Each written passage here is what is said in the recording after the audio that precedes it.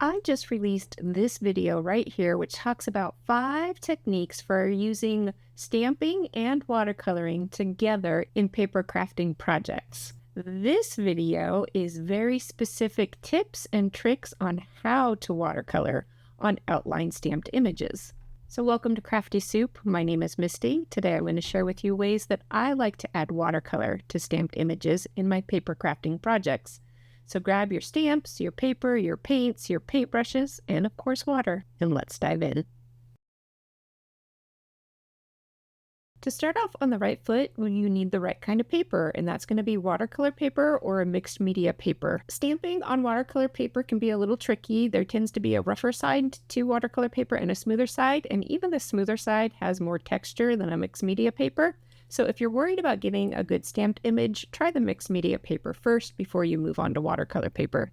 And while we're stamping, we're going to need a waterproof stamping ink. The VersaFine is my favorite stamping ink. It's a nice crisp black, and once dry, I usually heat set it to speed up that process. It is nice and waterproof. And of course, you're going to need stamps. Outline stamps are going to be what you want. I'm using Art Impression outline stamps today, which are specifically designed for watercoloring, but go to your stash and use whatever you have. Finally, you'll need a color medium of choice. You'll see that you do not have to have a watercolor palette. Markers or ink pads can both work as watercolor paint, and in fact, I'd recommend some markers because I have a few techniques to do with those. Let's get started with what I call the coloring book method of watercoloring. We are going to stamp our image onto the paper and then just watercolor it in. I've set up a little bit of a palette of my marker colors because I don't need a lot of paint.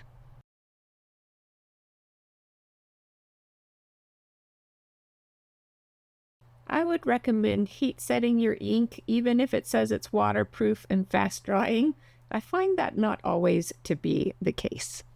From here, matching up the size of your brush to the size of your project is going to be important. So I have a smaller image. I'm going to use a smaller brush. I can either add some water straight to my ink colors using a spray bottle, or I can dip and add water with my paintbrush. Sometimes with a smaller brush, you don't get enough water. So I'm going to add a mist of water off to the side so I can dip and add water as I need. This color is yellow. It is very light, so I am not going to need as much water. I want the trim of my door to look white, but if I left it white compared to the white of the paper, it's going to look flat and uninteresting. So I'm adding a touch of yellow, and yes, this very light color won't show up on camera very well, but I will give you a closer look. And then I'm going to add a touch of gray, just in slight strokes here and there on the inside of that door frame. The difference in color between the trim and the paper will make it look like the trim has more color and depth to it.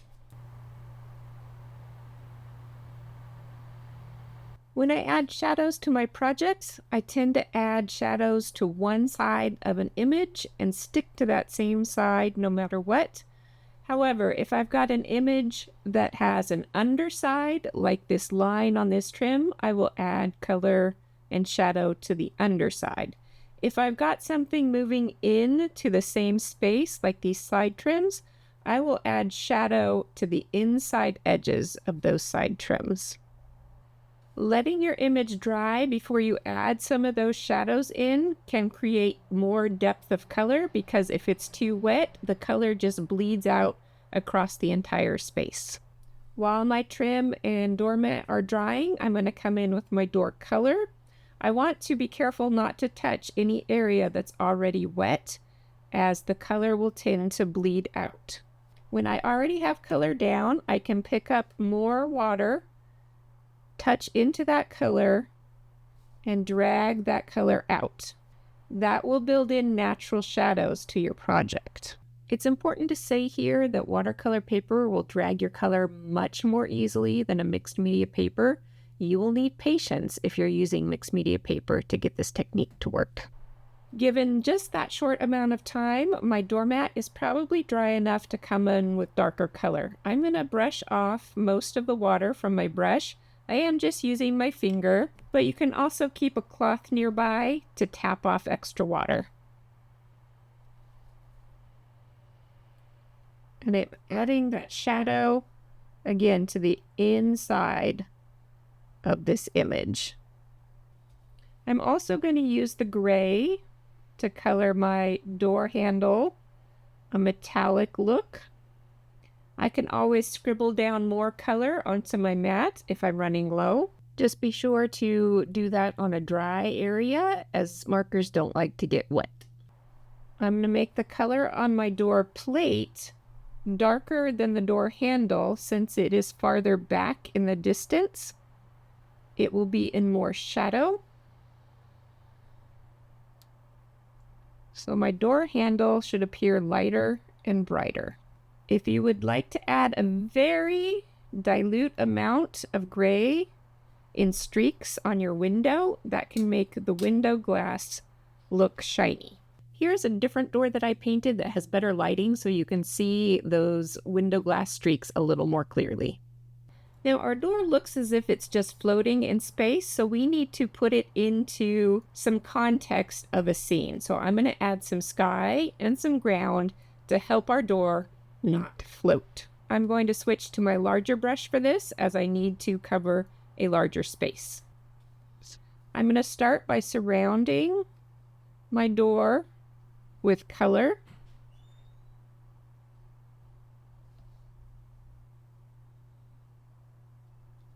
I'm going to rinse my brush, dip it in clean water, scrape off most of the excess water, and maybe even tap it on my rag, and then use the dampness of the brush to start pulling that color outward. And again, this technique works best on watercolor paper. And that's going to give us the illusion of the sky fading into the background. Okay, we have some sky in place. Let's add some ground.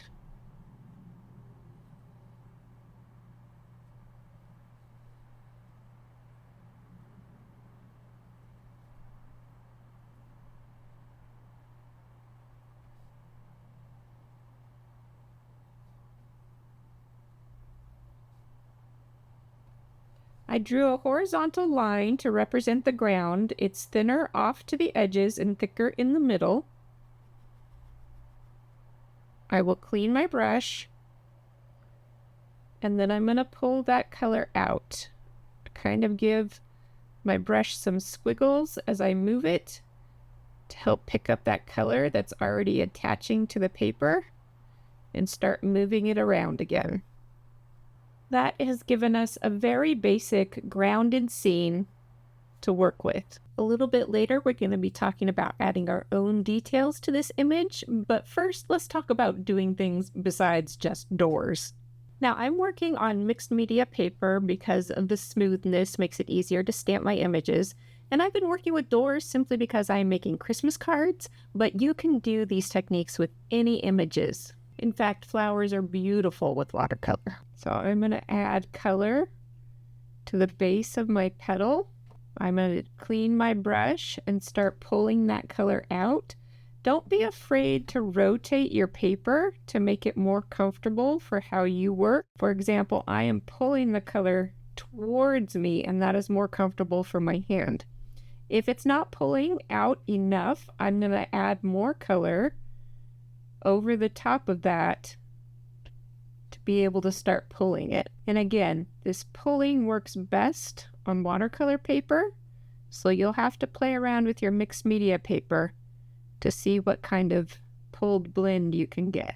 Because flowers are naturally darker where they're deepest, adding the color to the bottom and pulling it outwards towards the tip can work, but of course you can go the other way around. If you have a flower that is darker at the tips, like many natural flowers are, you can start your color up there and then start pulling it in. Since I'm working on Christmas cards, doing fun critters is a way to go. Now I could add the color to the outline of my critter, but I can also start my color in the center and then pull that color towards the edges. And while that's not an art perspective correctness necessarily, this is your watercoloring. You can do whatever you want with it. I like to say that I am not an artist, but I am artful, where I like to play and experiment with different colors and techniques and just enjoy the process. Because this has already started to dry, it's going to be harder to pull, so it's going to be a little bit to my advantage to pick up some color to start overrunning those edges and then start pulling from that fresh color. And I will keep saying it, but this all works better on watercolor paper. You can ground these images as well with a very similar technique. Just add some color underneath and then use some water to help it soften the edges. There's a couple of different ways to ground flowers. Use whatever color you like. I'm just mimicking sky. You can outline the flower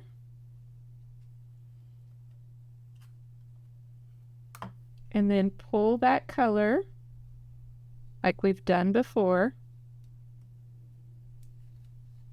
If I just do it on the bottom, it gives it more of a shadow look, like it's sitting down low. But if I do it all the way around the image, it'll appear as if it's one flower sitting outdoors, possibly amid a bunch of flowers. Here is a view of what these paintings look like in their finished state. I hope you've enjoyed seeing these as alternatives to the doors. And speaking of doors, let's get back to those. If you want to add a little bit more detail straight to your images, you can take your markers. Let's add a little wreath to our images. I'm just going to create little dots in the shape of a circle that's going to mimic the shape of a wreath. And I'm not going to get too complicated with it. I will, however, use a couple of different shades of green so that I have a little bit more depth in dimension. So that's one shade. Let's go for something just a little bit darker. And I'm not going to add as much of this because that strong color will spread a lot faster than the light color will.